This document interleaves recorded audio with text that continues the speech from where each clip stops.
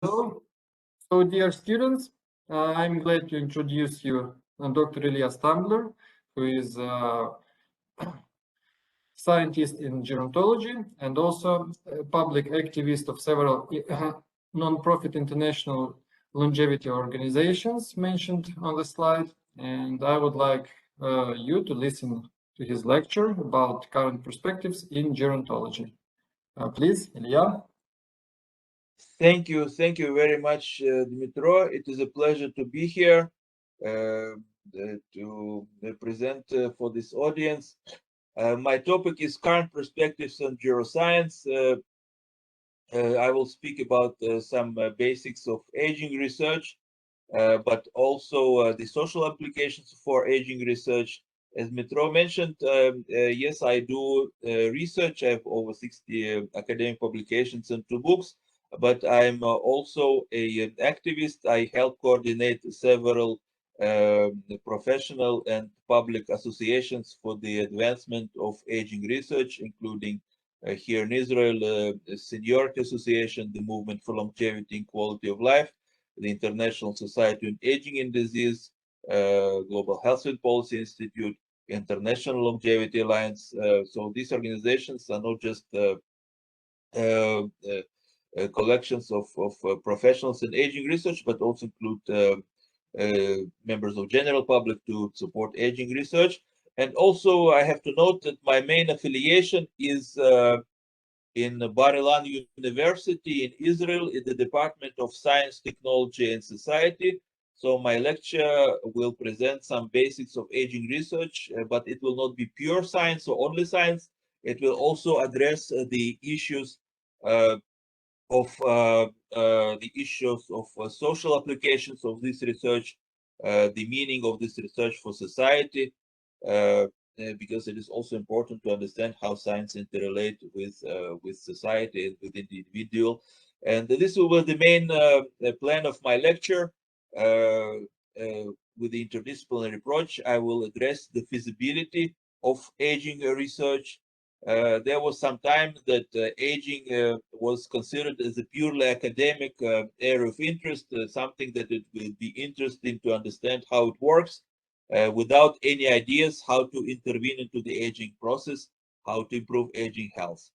But now almost every person who is involved in aging research also in some way thinks how it is possible to intervene into aging, how to improve health in old age, how to extend healthy life. So this is the question of feasibility, of possibility. What is aging? How is it possible or feasible to intervene into it to improve aging? The second part will be about desirability. If it is possible, if it is feasible to intervene into aging, to extend healthy life, what will it do for our society, for us as individuals? Do we want it? What will be the social or ethical implications of the result of this study? And then based on those 2 groups of questions, the feasibility and the desirability, we will need to address the third group of questions, the questions about action. What is it that we have to do if it is possible and if it is desirable? How do we advance this goal based on what is currently possible and on what we want? So that will be more on the area of activism, but we need to see all those issues in complex, not just pure science, but also the interrelation with society and also our responsibility as citizens. What do we do with this knowledge? How do we advance it? So that will be my plan, and now I'll go into detail. Think about it as a proactive problem. How can we intervene into the aging process in order to have less age-related diseases and in order to extend our healthy life? So if we look at the field of aging research in this way, then it can be categorized into 3 main groups of questions. Feasibility. Is it possible to intervene into the aging process? Desirability. If we're able to intervene into the aging process and extend our healthy life, What will it mean for society? Will it be desirable for society, for individuals? And the third group of questions is action.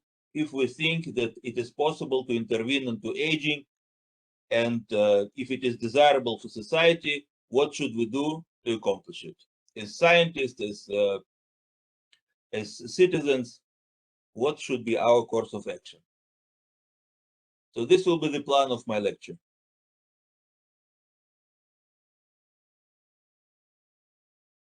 My topic is geroscience. You should know that in aging research, there are all kinds of names for the aging research field. There is gerontology, which is basically the entire study of aging.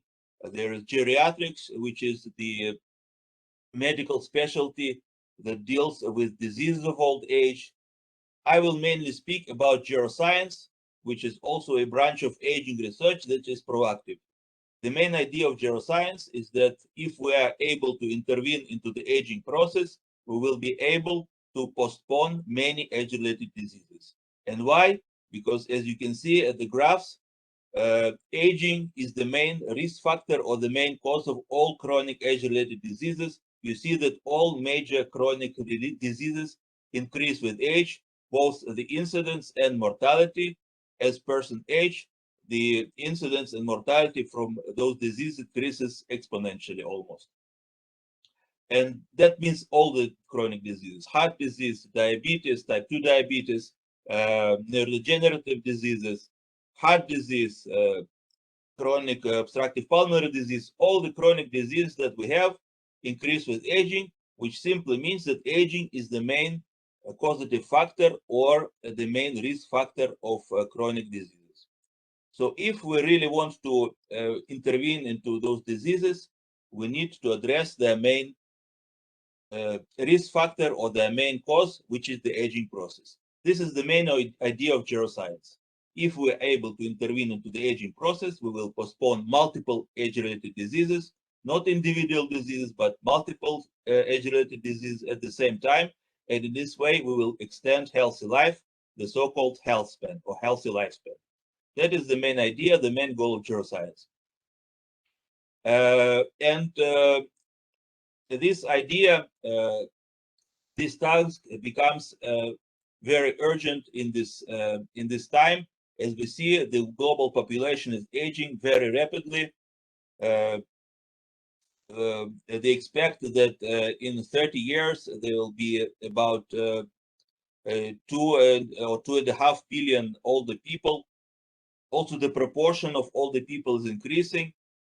Part of the problem is declining fertility. There are less children born, and at the same time, the life expectancy is increasing, or there are more older people. So the proportion of older people is increasing. And this is an issue all over the world. Aging is becoming a global issue. For China, that is even more pressing, also because of the one-child policy, also because of the general economic development. The proportion of older people will increase very significantly and very soon. China is now one of the most rapidly aging countries in the world. Right now, there are about 170 million people in China who are above the age of 65.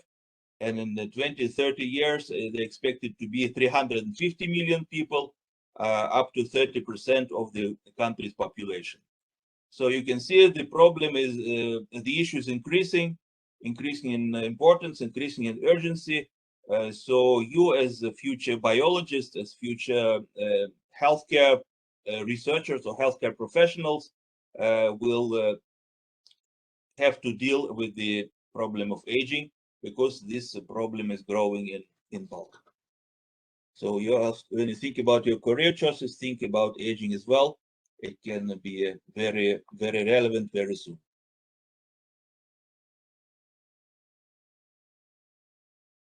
So we said that aging is the main risk factor or the main underlying cause of all chronic age-related diseases, such as heart disease, neurodegenerative diseases, etc. But we also see during the last 2 years that aging is also the main risk factor for infectious diseases, the so-called non-communicable diseases, communicable diseases. We see that the proportion of people who are affected by COVID is the greatest in the older population.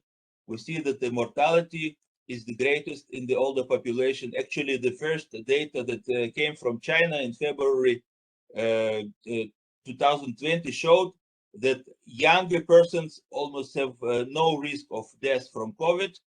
Younger children have almost no risk of COVID. With age, the risk increases dramatically. For people above 75 years old, the risk becomes 15 and 20 and 25%, the risk of death. And that is why also the older population was very strongly protected, quarantined. Everybody understood that older persons are the main risk factor. But then the next logical step will be to understand that if we really want to fight COVID, we have to address the main risk factor, which is the aging process. If we're able to intervene into the aging process, we'll also be able to improve the situation with COVID very significantly. That is the point that we made persistently during these 2 years. For example, in the position paper we issued with some of the leading geroscientists from the United States, but also from China, we advocated that if we really want to prevent COVID, we have to improve the health of all the people. We have to intervene into the aging process. Unfortunately, this idea wasn't very widely accepted, but this is a valid idea. So also for you as future researchers, you will also need to think about aging as a risk factor, not just for non-communicable chronic diseases, but also for communicable infectious diseases, such as COVID and influenza and pneumonia. All the infectious diseases also have aging as the main risk factors. And if we improve the aging process, we'll also improve the situation with infectious diseases.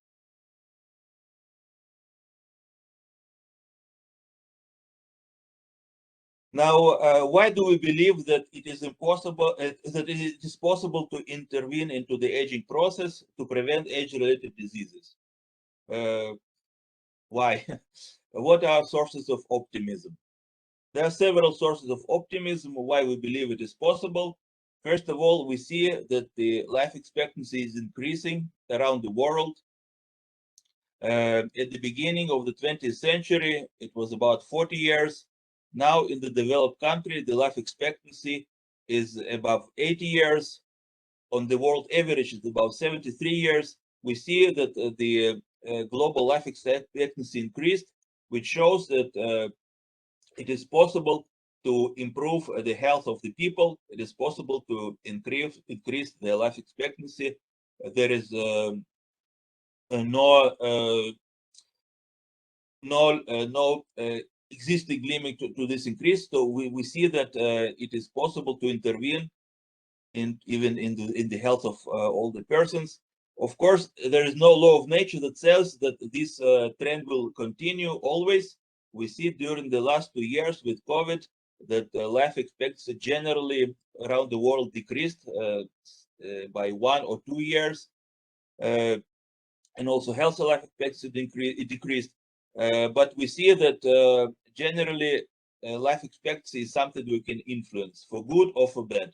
We can improve life expectancy, but we can also worsen life expectancy. So it is in our hand. Generally, it is possible to increase life expectancy more. The second cause of optimism is that generally there is no law in nature that says that all organisms have to age. There are organisms in nature that do not age, that can even be called immortal. For example, immortal hydra or the immortal jellyfish, the so-called Turritopsis dornii, that simply do not die of old age. Their life course either continues through division, like with hydra, or undergoes waves from an adult form to infantile form to childly form. and then it returns. So it is kind of a wave that does not end anywhere in death or in aging. So we see that in nature there are life forms that do not age. So there is no law that dictates that all organisms in aging should die from old age. So that also gives us hope, that shows that if we learn those mechanisms, perhaps we can use some of those mechanisms also to improve the lifespan of people. And we see that really the technological capabilities increase. We see advances in experimental aging research all the time, almost every day. We see examples when the lifespan of animals was increased dramatically by tenfolds in simpler organisms like nematode worms or C. elegans, by 30–40% in more complex organisms like mice. And also in mice, we see that with the extension of lifespan, also the chronic age-related diseases are eliminated or postponed with some interventions. So they see that there is a possibility, there is a feasibility of such intervention.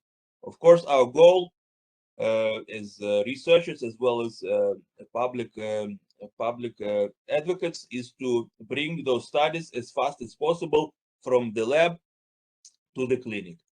So that will be also some of your purposes, to not just to explore it in the lab, but also to bring those emerging interventions into the clinic for the use of people. Now, another source of optimism is that the field of aging research is very young. Yes, of course, people were interested in aging and extension of life from a very old age, around the world, in Egypt, in India, in China, everywhere people sought the elixir of life, the elixir of life extension. But the actual scientific study of aging started very recently. We can say at the end of the 19th, beginning of the 20th century, with the works of such scientists as Charles-Edouard Brown-Séquard, who in the late 19th century did the first scientific rejuvenation experiment, injected himself with the extract from the seminal glands of guinea pigs, and reported some rejuvenation effects, improved cognition, improved physical strength. Those effects were not long lasting. He died 5 years after the experiment, but at least this experiment started the field of therapeutic endocrinology, the use of hormones in therapeutic purposes and medical purposes. So you see the direct outcome from aging research for general medicine. And the actual field of gerontology, the study of aging, originated with the Ukrainian French scientist Elie Mechnikov, the Nobel laureate of 1908 for the discovery of phagocytosis, the foundation of the cellular theory of immunity. In 1903, he suggested this term gerontology, which means from the Greek, the study of aging. Gerontos is old or aged, and logos is a study or research. So he coined this term in 1903, the scientific field of gerontology, the scientific study of aging. And he also proposed I would say, one of the earliest scientific theories of aging, the theory based on histological observations. He suggested that in the organism there is an interplay between what he called noble elements, parenchymal tissues like nervous tissue and muscle tissues, and what he called primitive tissues like the putrefactive bacteria of the intestines, which damage the parenchymal tissues. So this was his theory. And based on this theory, he also suggested some therapeutic interventions. The most famous is the use of probiotic diet, the famous yogurt. Of course, he did not invent yogurt. Yogurt was known for thousands of years, but he proposed the scientific foundation for the use of probiotics of yogurt, such as yogurt, in medicine. So once again, you see the extension of aging research for the general medical care. So if some people say that there are still no treatments for aging, we can say that from the study of aging, there are actual practical implications for not just for aging, but for the entire medicine. Why? Because aging is, as we said, the main risk factor for many chronic diseases. So the point is that the entire scientific field of aging research started in 1903, about 120 years ago. Before Mechnikov, people simply didn't know that cells played any part in immunity or in aging. And now we can manipulate those processes. We can program immune cells for specific response. So a huge progress was accomplished in 120 years, and we can imagine that in the next decades we can achieve more progress. So this is also a cause of optimism, a cause of hope. The fact that the field is so young and already so much was accomplished.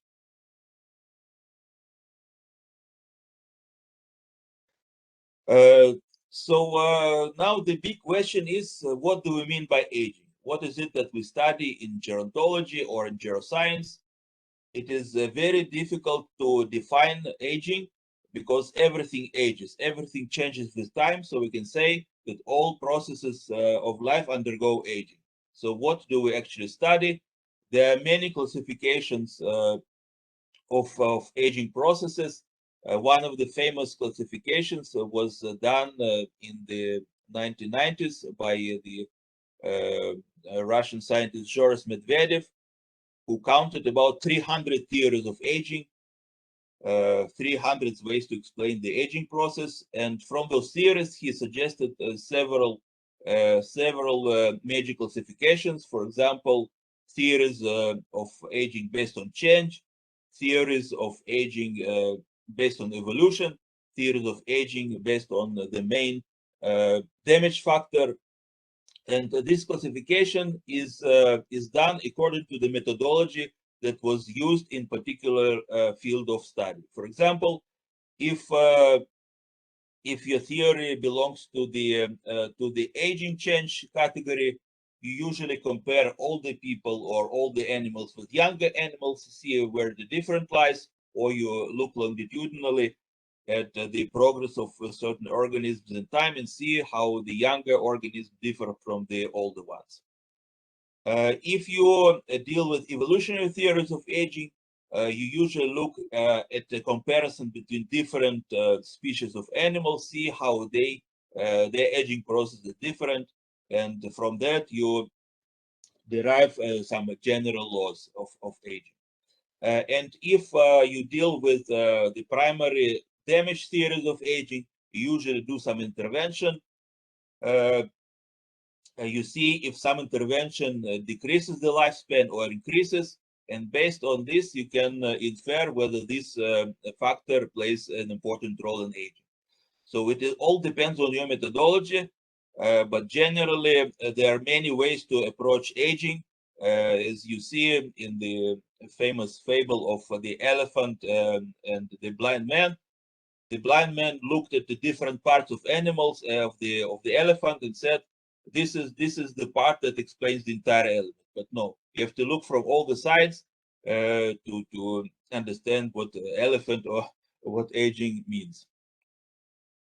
But it is also important to classify those processes to be able to address them. Now we can say that even in the 90s, many gerontologists studied aging simply as it was a very interesting research topic, something that we should understand. Many gerontologists did never think about intervention into aging, into treating the aging process.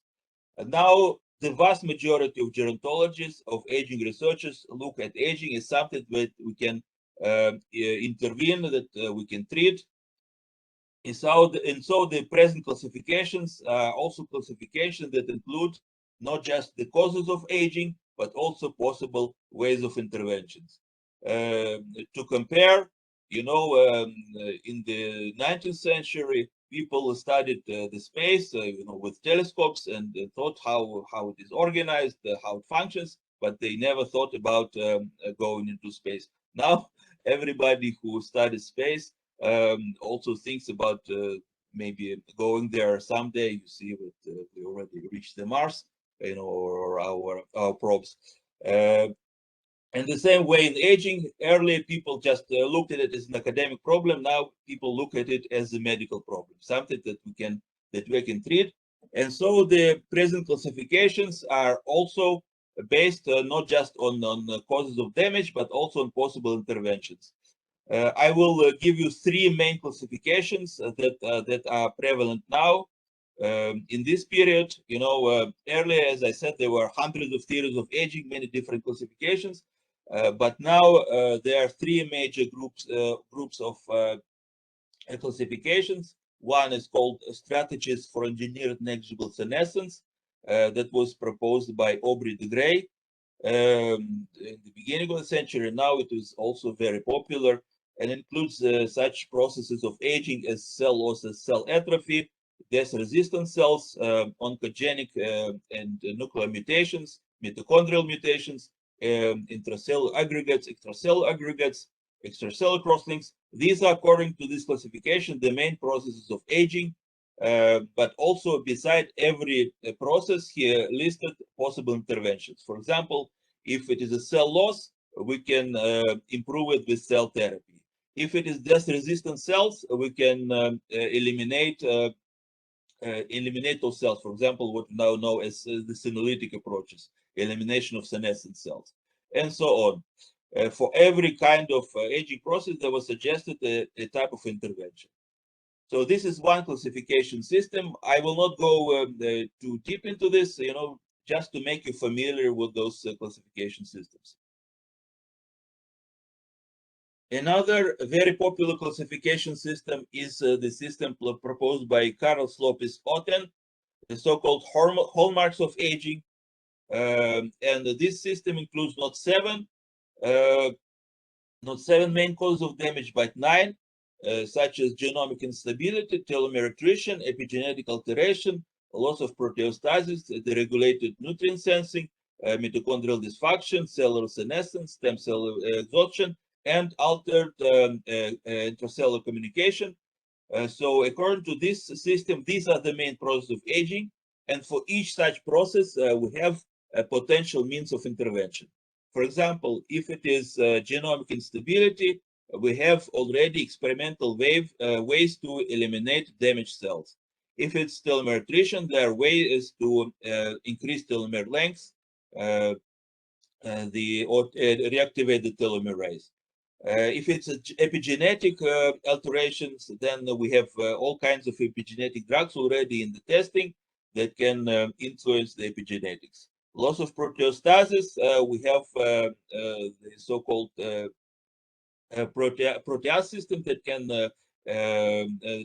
improve protein homeostasis, also the use of chaperone proteins and so forth.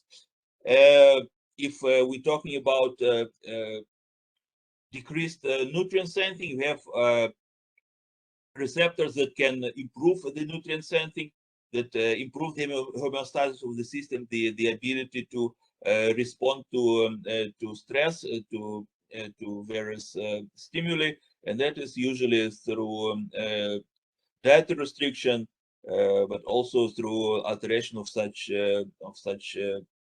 sensing proteins as mTOR, molecular target of rapamycin, AMPK. If we talk about mitochondrial dysfunction, there are all kinds of mitochondrial therapy, starting from mitohormesis to transfusion of young mitochondria.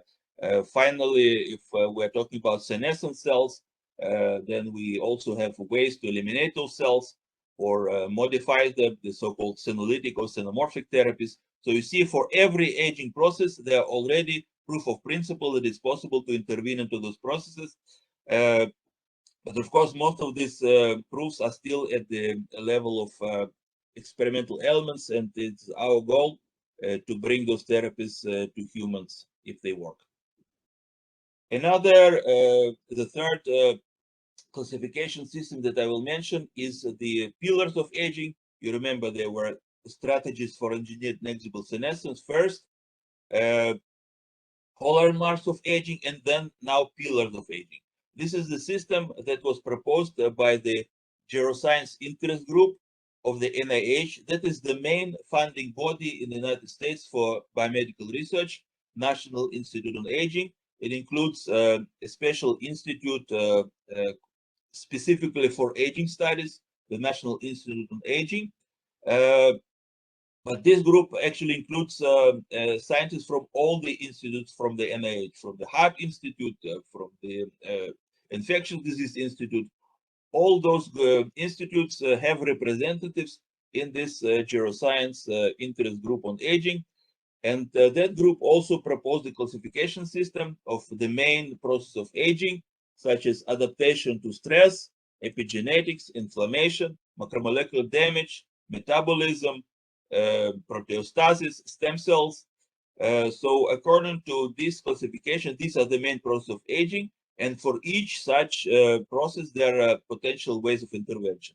For example, if we talk about adaptation to stress, there are certain protective proteins that, such as sirtuins, that can also be activated even by small molecules. If we are talking about epigenetics, there are various epigenetic drugs, such as demethylating agents or transcription factors that can be used to rejuvenate cells. Now, this is actually a very promising direction, a very well-funded approach. Recently, there was established a company in the United States called Altos Lab with the budget of $3 billion that is dedicated to this approach, to epigenetic manipulation of aging. There is also inflammation, and of course, we have a vast variety of immune modulating drugs, both anti-inflammatories and general immunomodulating drugs that can influence the activity of the immune system. There is macromolecular damage, but there are also means that can improve the DNA repair.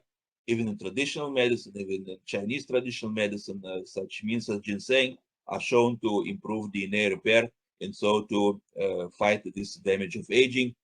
There are changes in metabolism. There are also various interventions that can modify it. For example, mTOR inhibition, inhibitors of the molecular target of rapamycin pathway, also shown to improve the lifespan and health of many model animals. There are IGF-1 inhibitors, insulin growth factors inhibitors, all kinds of metabolic interventions that we can do to increase the lifespan and health of animals. But now, once again, the problem is how we translate it, how we move it to people. There is also proteostasis, as well as the corresponding treatments, autophagy inducers, their stem cells. So once again, the main idea with all these different classifications, as you see, they overlap with each other. There are many things in common in the different processes, but the main idea is that by intervention into aging, into various processes of aging, we can prevent multiple diseases. And there are proofs of a possibility for many of such interventions.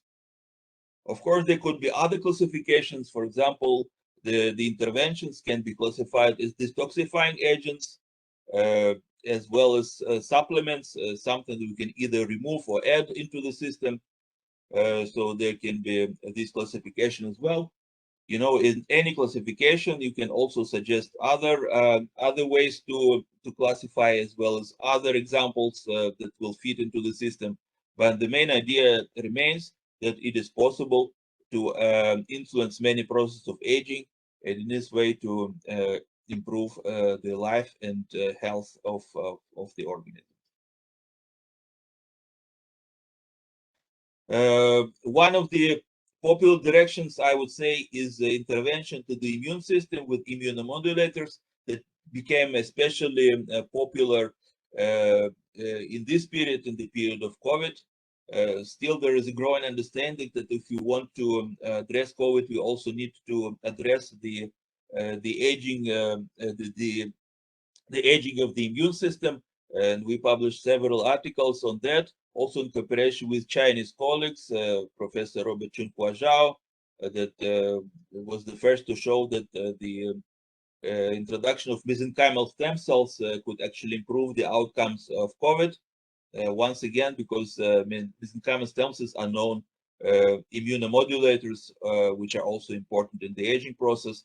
But there are also other immunomodulators, such as melatonin and other possible immunomodulators that can not just improve aging, but also help address various infectious diseases that increase the risk with aging. So that is also one of the important directions that can be addressed. But of course, it is not so simple. If we had a simple pill to address aging, we would all be standing in line to the pharmacy to buy it. It is not so simple. Aging is a very complex process. Also, as future researchers, you have to understand that it is a very complex process with many components, with many factors that are interrelated. Earlier, before the scientific study of aging, before mentioning of the models were simple. For example, in the traditional Chinese medicine, you have the 5 elements: fire, water, earth, and metal, and said fire, water, earth, air, and metal. Yes, and if some element is in excess or in deficit, then you have to restore the balance. You have to add this element, or you have to remove this element if it is in excess. So, for example, if you are cold, you probably have deficient fire. So you have to eat something with a lot of fire, like pepper, and so you become hotter, and so you restore your balance. So if the balance is restored, then the person continues in good health. But what if the system looks like in the right-hand picture, the biochemical pathways system? What do you have to eat in this case? It is not so simple. So we have to look at the entire system in order to intervene. How one intervention in one place can affect the others. One of the prominent researchers of aging from the last century, Alexander Comfort, said that you have to look at the aging organism as a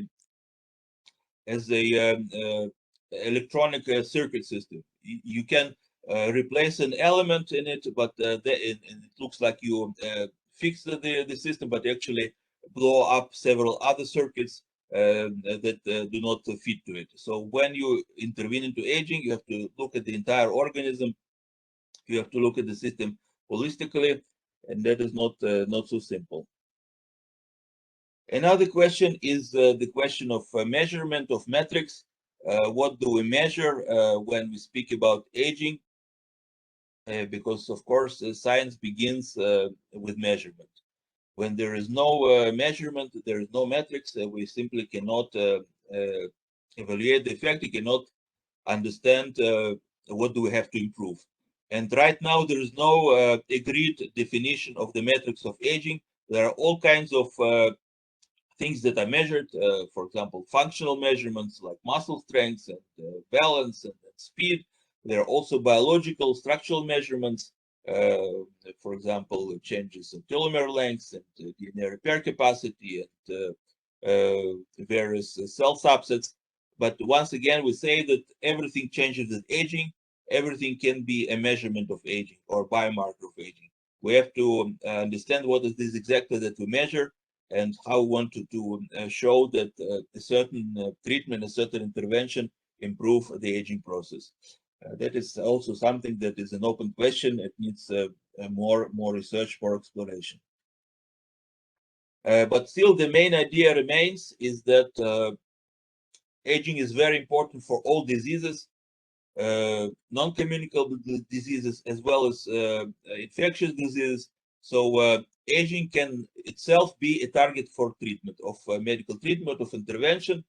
And now, also thanks to advocacy, also thanks to activism, aging is included in the international classification of diseases, into the ICD-11 system, under two categories, under two definitions.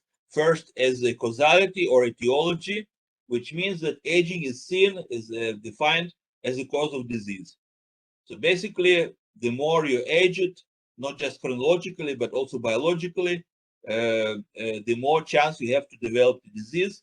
And that is recognized in this code, in this category called causality.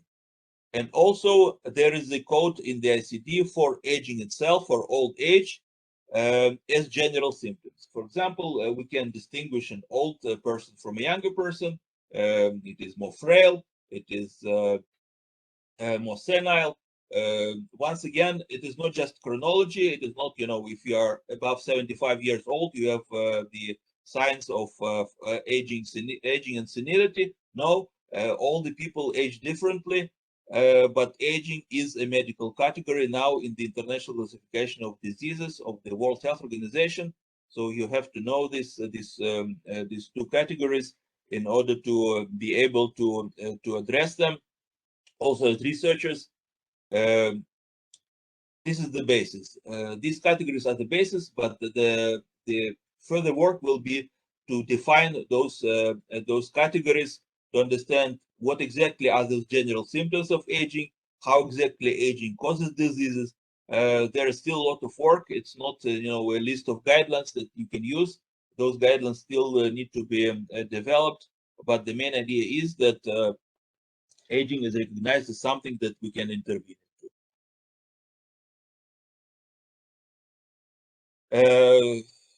This is the first step to understand that it's possible to intervene, but the next steps, as I said, will be to develop the criteria, the metrics to see what is it exactly that we measure and how do we measure the success of intervention.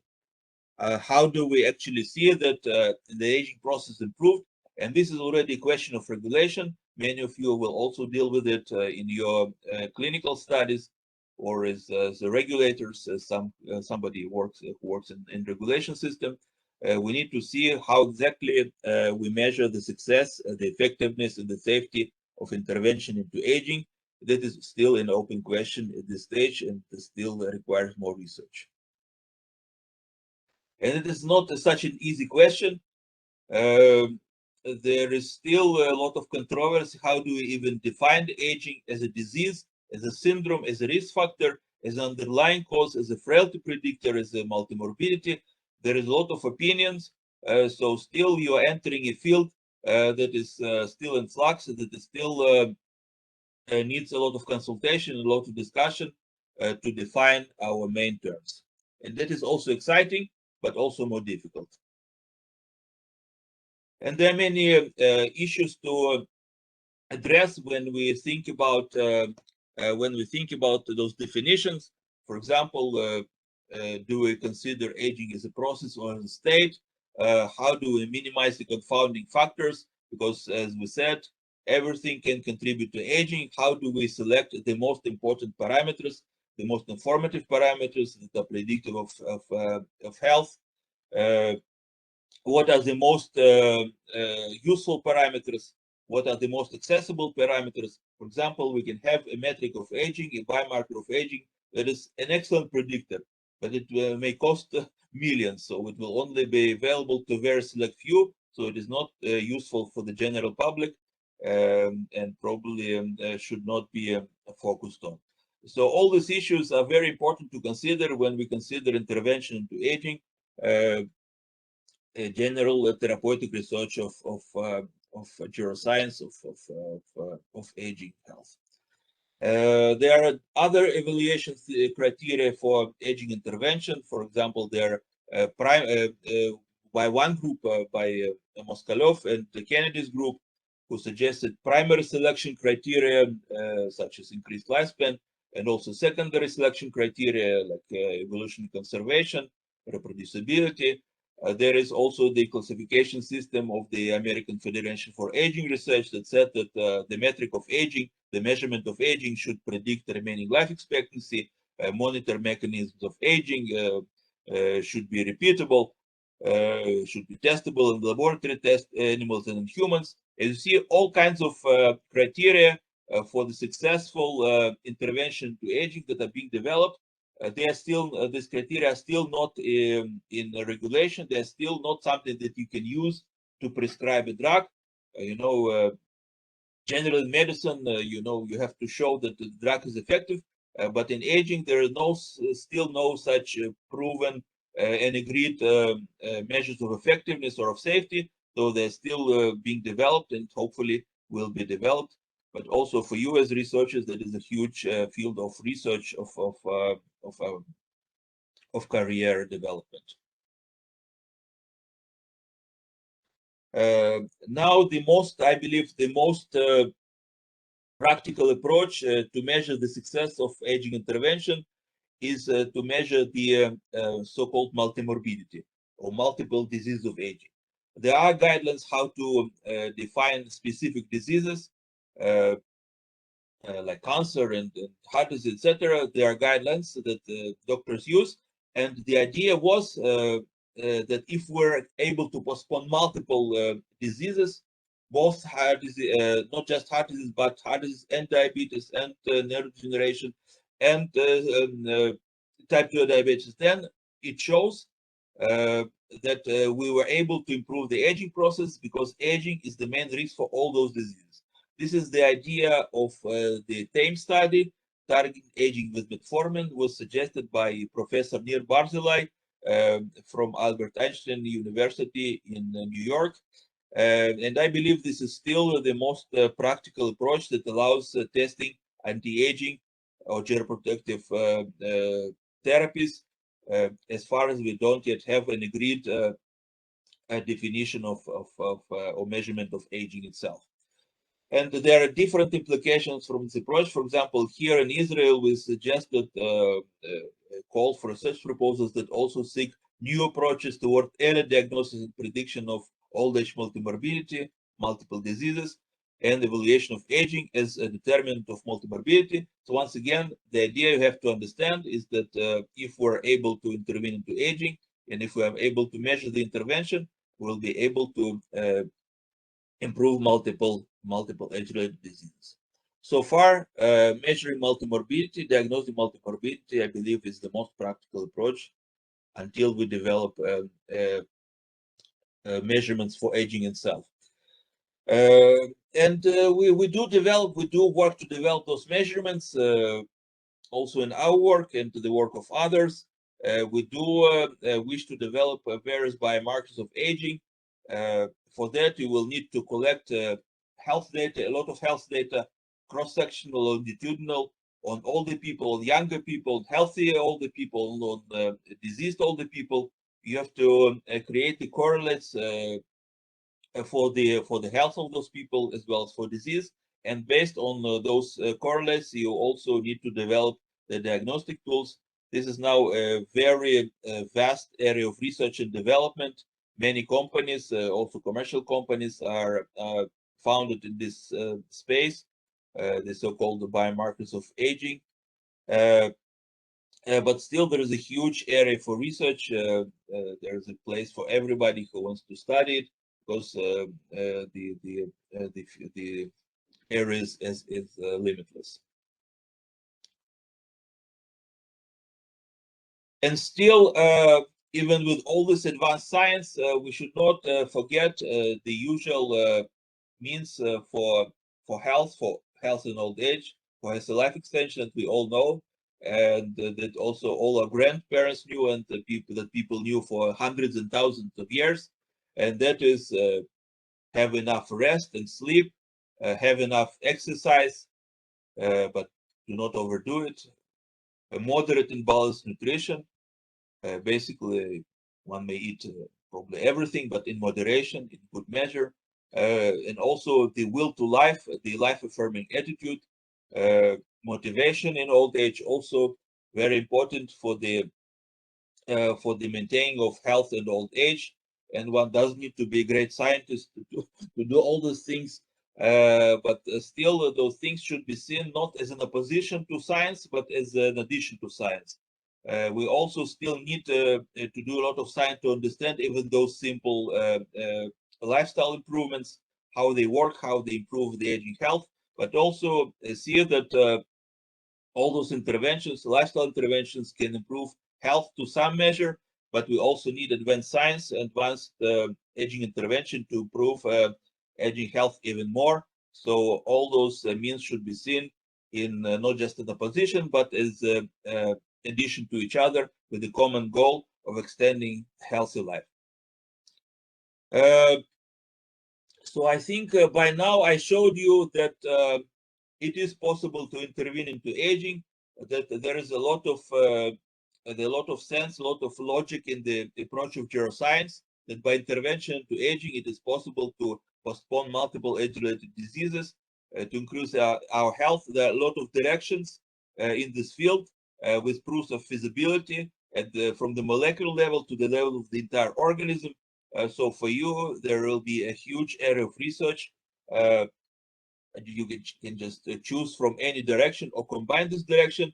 But the main point is that it is possible. There is no law in nature that prohibits it. So if it is not prohibited by laws of nature, it will be possible to do by technology. So the thing is to develop the technology. And now we go into the more social aspect of my lecture. If we're able to develop those technologies, the anti-aging technologies or geroprotective technologies, what will it do for us as a society? Dimitro, do you think we should have a break right now or continue? I suggest having a break, having a 5 to 10 minutes break. Let's say, how much of the lecture do you have, Ilya? We did 50 minutes for this part. I think that the second part will also be about 40 minutes. 40 minutes, 5 minutes break. Let it be 5 minutes break. So dear students, you have 5 minutes break and we will start at 3:50, at 3:55.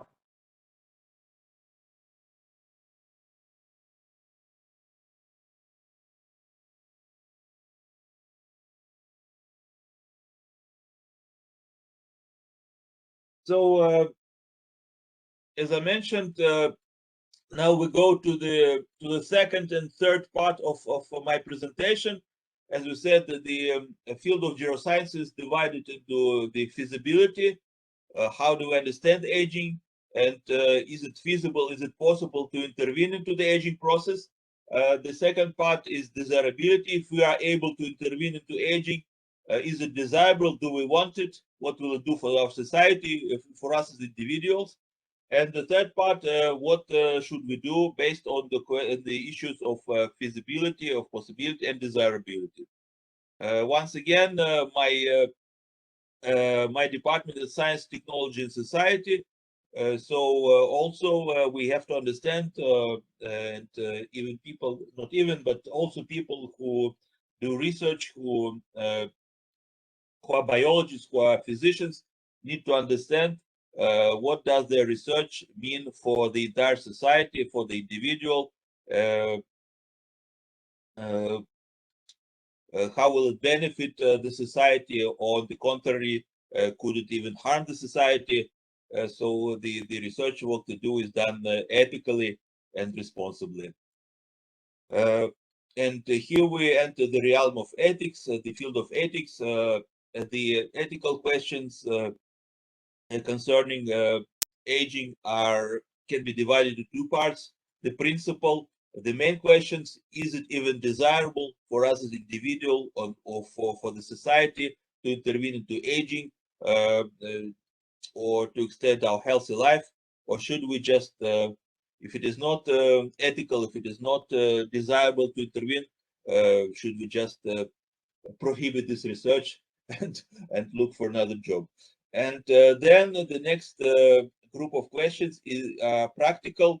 If we think that it is desirable to improve our health in old age, how should this research be conducted in terms of ethics? Who will participate in the studies? Who will benefit from the results? How will the results be distributed? What will be the rules of access to research as well as to the actual treatments? These are the questions from the field of ethics. I hope to go very briefly. First of all, the principal questions: is it desirable to intervene into aging and extend healthy life? Uh, uh, it may look strange, but even a few years ago, even a couple of decades ago, there was a lot of opposition, and still there is, but less.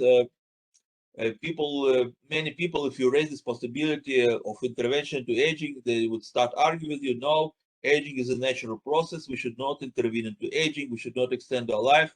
Uh, and it could seem strange. We all want to live longer, to be healthier, but a lot of people argued that it is not desirable for the people.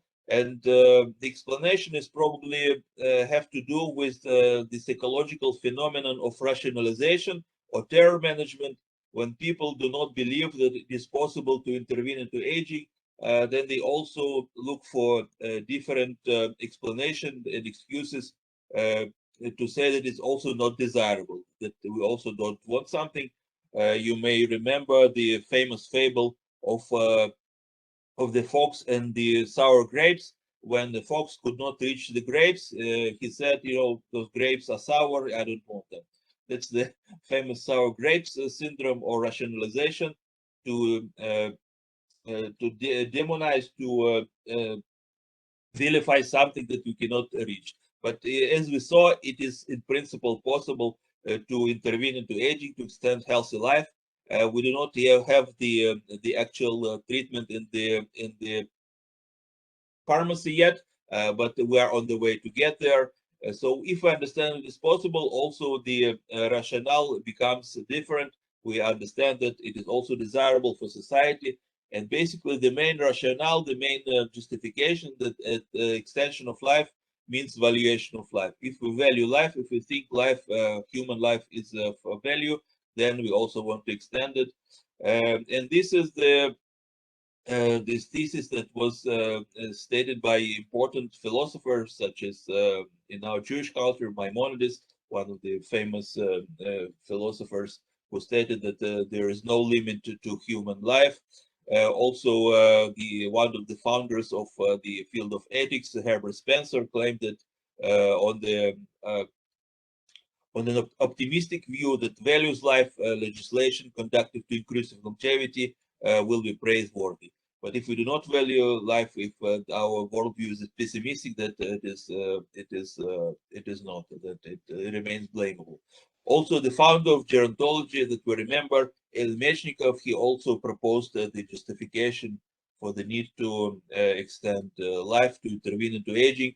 First of all, he was one of the first. He named aging as a medical condition, something that we can intervene into by medical means, but also suggested that the extension of our life in the harmony of feeling and of mind is the main goal of life. And the main misfortune is that people do not live to that limit and die prematurely. So we have all those justifications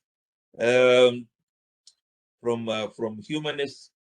An interesting thing to note that it is not only atheists or non-religious philosophers who support the goal of life extension, of treating aging, but also religious philosophers, also in Chinese cultural tradition, especially the Taoist tradition. The goal of life extension was always one of the main goals, even to the point of radical life extension. It was also a goal of in Chinese culture always. You can read my books, for example, the history of life extension. You see a lot of thinkers from ancient China as well, but also in other cultures, in Christian culture, Muslim culture. Basically, the desire to improve health in old age or extend life is the common desire of all humanity. That is probably one thing that unifies us all as human beings, so that is also very desirable. And also the pragmatic value, we see that longevity is one of the main metrics, one of the main measures of human development. The famous Human Development Index is composed of three main factors. First is longevity, second is education, and then income or the quality of life. And we see that these are the values that determine general human development.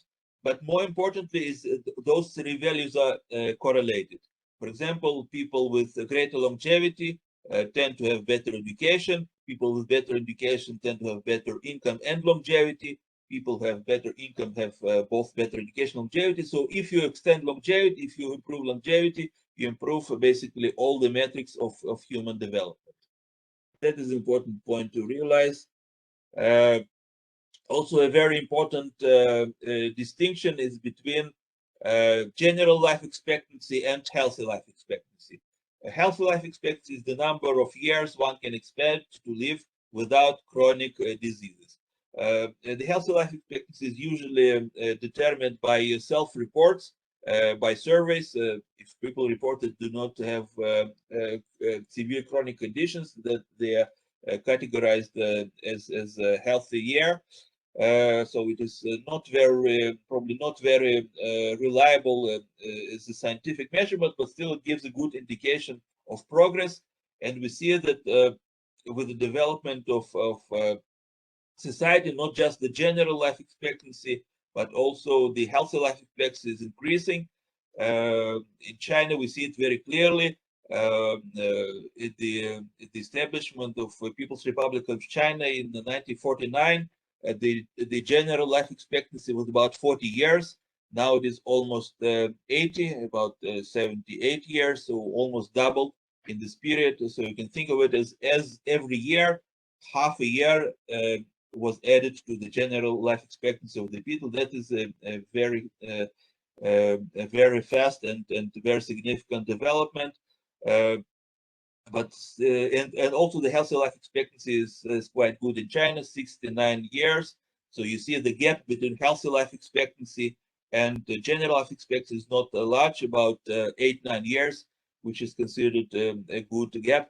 Basically, what we want is not just to increase general life expectancy, decrease the mortality, but also improve the healthy life expectancy, the number of years that people do not have any severe chronic disease.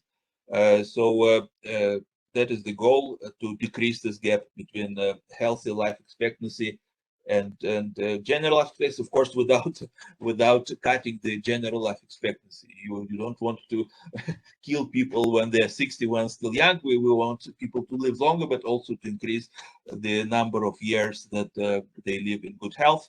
But still, there's a lot of place for improvement. For example, here in Israel, the general life expectancy is 83 years, and the healthy life expectancy is 73 years. But also for us, there's still a lot of improvement, because as we saw earlier, there is no limit set in stone for life expectancy. It is possible to improve as well as to worsen. It is in our hands to improve both metrics. Still, many people, usually people who are not well aware of the aging field, argue that longevity is something that we don't want. But actually, that is something that we do want, because, as we said, longevity correlates pretty much with every value, with every good thing that we want in life, with peacefulness, with education, with intellectual capacity, with prosperity. Amartya Sen, the Nobel laureate in economics, said that mortality is the main indicator of economic success and failure. The economic success is not measured in the number of currency that is registered somewhere, but in the actual mortality of people. If people can live longer and healthier, that's the main metric of economic success. Also, it correlates well with equality in countries that are not equal, that have a large gap between the rich and the poor. Life expectancy is longevity is usually less. The general life expectancy, of course, for the rich, it is high. But when we look at the whole nation, usually in such nations, the general life expectancy is less than in more equal countries. And also safety, of course, even in theories of aging, we know that that even animals that live in safe conditions tend to have genetically longer lifespans. So all the values that we have in life correlate with longevity. So if we really want to advance those values, we have to advance longevity. Some people ask why we working on longevity, not on other issues. That's why, because if we advance longevity, also advance all the other values. And still, people argue that with extending the lifespan, we'll have diminished change. They will still have the so-called gerontocracy. Old people will rule us forever. We'll have spiritual stagnation and boredom, and people who suffer will suffer for a longer time. And death gives meaning to life. But there are also counter arguments that we also need stability. With longer life, the potential for learning, for achievement will be increased, that suffering is preventable, that life has a meaning of its own. I have to note that all those counter arguments were much more prominent earlier in the 20th century, beginning with of our century, the 21st century. Now you hear it much less and less as the aging research field is developing, and people see that it is actually possible to intervene and to improve. But still, those arguments exist. We have to be aware of them. Also, a very common argument that with extending lifespan, with extending life expectancy, we'll have overpopulation. There will be shortage of resources. No, that was actually an argument made by Malthus, the famous British philosopher in the 19th century, that said that we will always have wars because people will always increase in population and have less resources to maintain that population. It never happened in life. Always the means of production, also agricultural production, exceed the means of population growth. We see, according to some population, we can still feed many more billions of people even with existing technologies, and technologies still develop.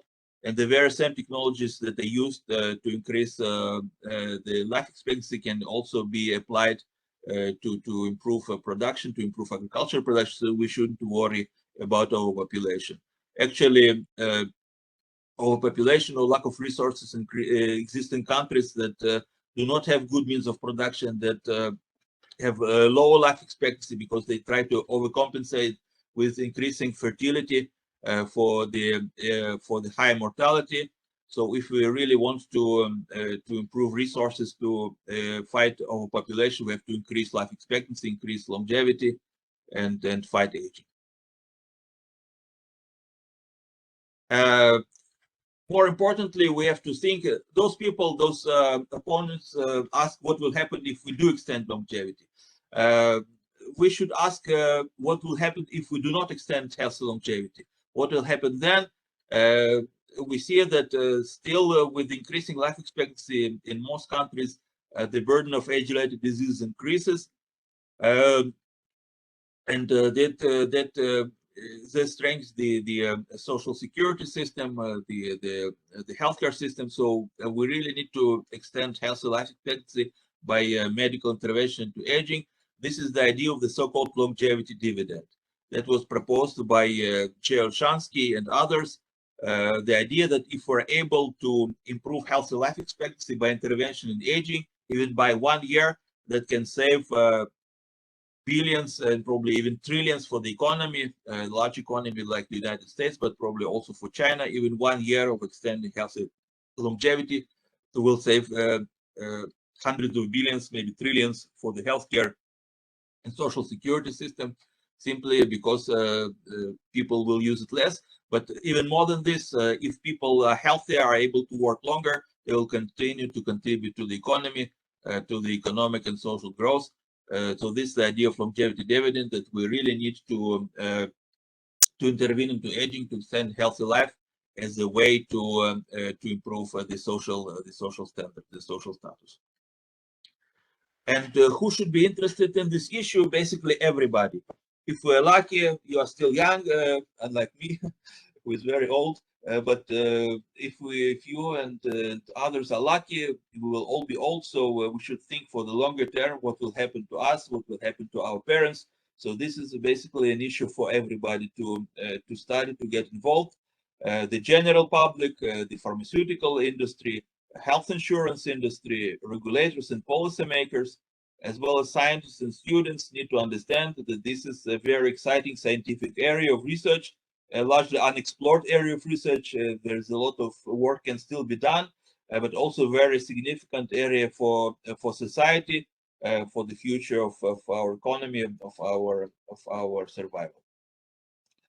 And if we understand this, if we understand how important this issue is, that it is both possible to intervene into aging to extend healthy life, as well as desirable for us as individuals, for the society, then the next set of questions is action. What is it that we do or can do to bring it closer to actually benefit from those therapies? If it were not possible, not feasible, we would just abandon this field. If it were not desirable, we should just ban it or prohibit it. But if it is possible and if it is desirable, then the rational, reasonable thought would be, how do we get as fast as possible? What can we do to develop the field, to bring it closer? And is in any field of social development, if we feel that something needs to be done, then we become involved as a civil society. We become involved in education and advocacy and activism. So these are still areas that need to be developed and promoted, not just by scientists, but everybody. So the entire society need to support this endeavor of extending healthy life. And we can promote this endeavor on various levels, on the international level, on the national level, on the organizational level, and on the individual level. I will briefly go over the different levels because, as I said, I'm not just as a researcher, but I'm also an activist and advocate. I represent and help to coordinate several scientific and public societies, such as the International Longevity Alliance, the International Society on Aging and Disease, the Global Health and Policy Institute, and here in Israel, the Seniority Association, the Movement for Longevity and Quality of Life. And in all those associations, we include scientists, the actual researchers and physicians, but also the general public, with a common goal to advance the aging field, to advance the research, development, application, and education for health and longevity, for aging health. So this promotion can be done on various levels. At the international level, we need to be aware of different international framework documents of the World Health Organizations, such as the ICD-11, International Classification of Disease that I mentioned, where aging is already recognized as a treatable medical condition, as in the causality and symptoms categories. We also need to promote it in other frameworks. Actually, the sections in red are the sections that advocacy organizations influence to give a more emphasis on aging. And I was also very happy to be involved in some of those advocacy efforts. For example, back in 2017, the WHO did not include aging into the work program, as if people didn't age, as if aging wasn't a health issue. So a lot of organizations, including our organizations, wrote to WHO and demanded this issue is included, and it was eventually included with the statement that healthy life expectancy is the overarching measure of the CDG, of sustainable development goals. So this is also the importance of activism of civil society for the promotion of aging research and of science and of the aging health generally. Also at the national level, we need to develop sets of policy recommendations for the promotion of the aging field. For example, this is the position paper that we formulated at the International Society on Aging and Disease for the critical need to promote research of aging and age-related diseases to improve health and longevity of the elderly population. And the main policy suggestions include improving funding for aging research, improving incentives so people will be interested, including more education in the field. Now there's still a few courses, too few educational programs on aging. This need to increase, and also institutional support that more organizations should be involved in the research and development on aging. This position paper was quoted over 200 times in scientific literature, translated to 11 languages, submitted to several governments. So this is the kind of policies that need to be promoted everywhere. It was also translated to Chinese, and also the leadership of our International Society on Aging and Disease include Professor Kun Linjian in the United States and Professor Chenhua Zhao from Shanghai. And so it is really an international task that we should promote. But also at the organizational level, the main unit for promotion is individual organization, even non-governmental organization. So in each such organization, we need to set the agenda and organize the core members, the core activists. For example, in our association, the Movement for Longevity and Quality of Life in Israel, we have the goals of education and awareness. We organize courses and conferences, communication and support. We help improve funding for the field, analysis, data processing. We write reports, analytical reports. So all these means can be used to advance the field at the level of an individual organization. But even at the individual level, without joining any organization or without waiting for the government to adopt this agenda, every person can participate and promote the field simply by learning more about the field, not necessarily at the high profession level, just as a general interest to study relevant converging fields, because you see.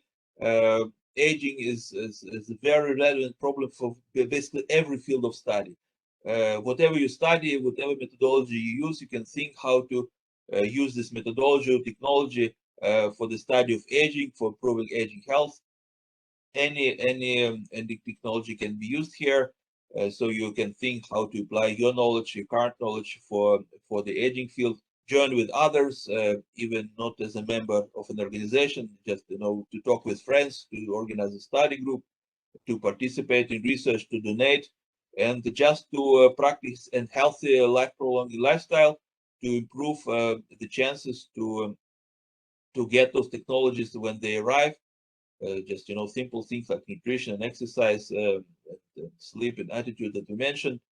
I think that everyone can do, as we say, live long enough to live even longer. So this is the field of public advocacy of civil society that needs to be promoted alongside the pure science. Does it work? Does it help to promote science? It is still too early. As I mentioned, even 10 or 20 years ago, not many scientists even believe that it is possible to improve aging. Now a vast majority do believe it is possible, and also much more people believe that we should support the field. Still, this is not enough, but still there are important advances, important campaigns that were done in support of the field. I'm also very happy to participate in some of them. For example, every October there's the International Longevity Month or Longevity Day campaign. where people organize study groups, make special publications about aging research. There was the famous longevity dividend campaign by Professor Olshansky that showed the benefits from extending health longevity for the society. There is the international Geroscience interest group that organized many conferences also here in Israel. Also, we had a very significant conference back in 2019 in Beijing, organized by Professor Robert Chinhua Zhao from Shanghai Medical University, that also aimed to establish a committee to support anti-aging research. Of course, now there was a 2 years break, but in this communication, but still, hope for this effort renewed. And those efforts were successful, as I mentioned. Aging is now included as a medical condition into the International Classification of Diseases. Aging was included into the WHO work program, the work program of the World Health Organization that wasn't there before. You see the head of the aging division at WHO said the WHO listened, and now aging is included. So all this was done thanks to advocacy. So thanks to people who are not just scientists, but also public activists who actually talk with the government and try to convince them that this is an important field. And I hope there will be more such activism, more such advocacy. And here in Israel, we also do this advocacy. We organize meetings in our parliament, Knesset, about aging research. Also, we succeeded to include enhancing research, development, and education for health longevity and preventing age-related diseases into the Israel Master Plan on Aging. So it is a part of the Israel Master Plan on Aging. We helped create some funding frameworks at the Ministry of Science, especially for aging research. But still, it is not enough if we really want to see these therapies, those anti-aging therapies, for ourselves, for our parents, for our grandparents. We really need more of this advocacy, more of this activism, really to make aging research a national and international priority. It is still not a priority. Still not many people are involved in it, but we need to get more involved. And of course, this is a topic that can be the basis for international collaboration that can be scaled up to any dimensions. For example, we helped establish a collaboration between Israel and UK and Great Britain, but they could be collaboration between Israel and China or between China and the United States. There's really no end to collaboration, to organization for the aging field, because that is what we all want in the end, that the basic research translates as fast as possible and as effectively and safely as possible to actual treatments that can intervene into aging to extend healthy lives, that we all see those treatments and hopefully also contribute to their development. So also you as future biologists, future biomedical researchers can contribute, because still the field is only in the forming stage. It is a long way since Meshnikov, since the field was first suggested, but still it is in flux. It's in the fast development. So there'll be huge area for application, for research, and I hope more people also among you become interested and become more involved. And now I end my presentation, and I thank you for your interest, for your participation. Happy to hear any questions.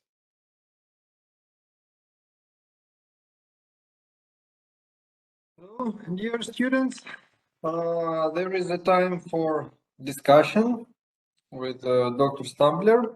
So please, you can ask any question which you like, and you can also turn on cameras. So please.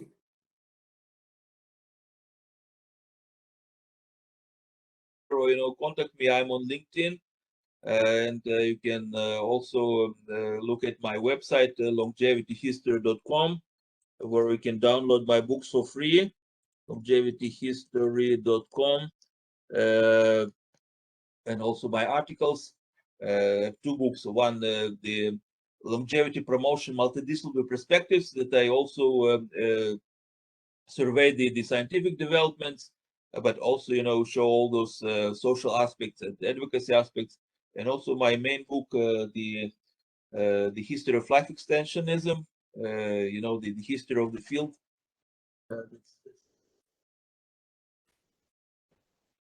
That's the large book, and that's the small book.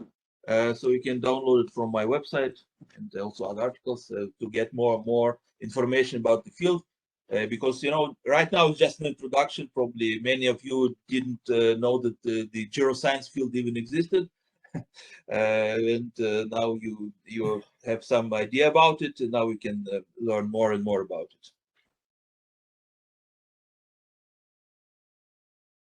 So don't be shy.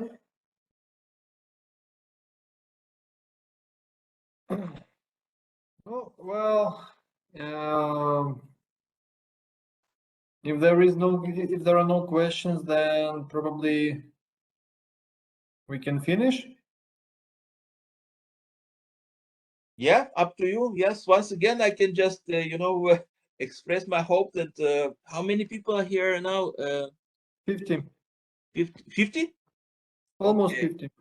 Oh, great. So all those 50 people are inspired to go into the aging field. And the thing is, whatever you study, you can also bring the aspect of aging. If you study neuroscience, you can think how brain changes in aging. If you study cell biology, you can think how this relates to aging. If you're developing some technology, you can think how it can be used in aging. So that's the idea of geroscience, connecting aging with disease.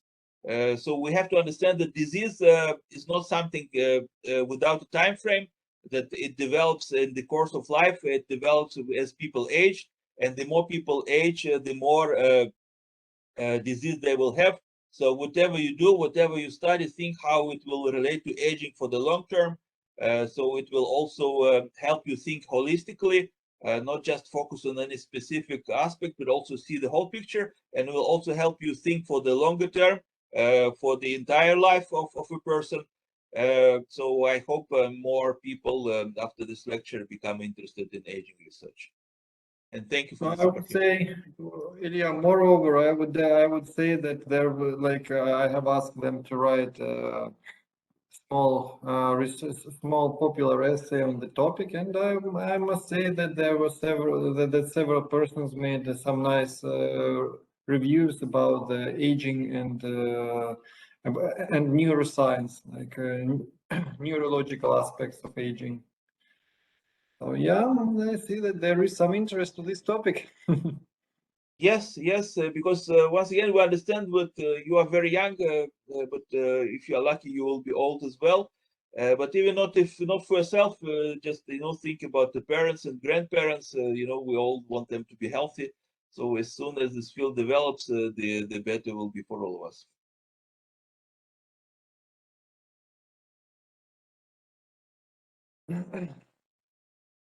No? Okay, then probably if you have any questions, dear students, you can ask Dr. Stamler. You can visit his website, or you can message him directly. He will be happy to discuss with you, and or you can do the same. Like you can discuss these things with me, and we will have hopefully a nice tutorial, nice discussions this Wednesday.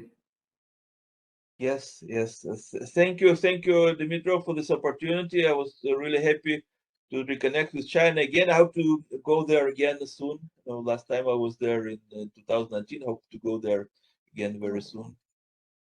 Hopefully. Okay. Okay, so Then bye bye. bye bye.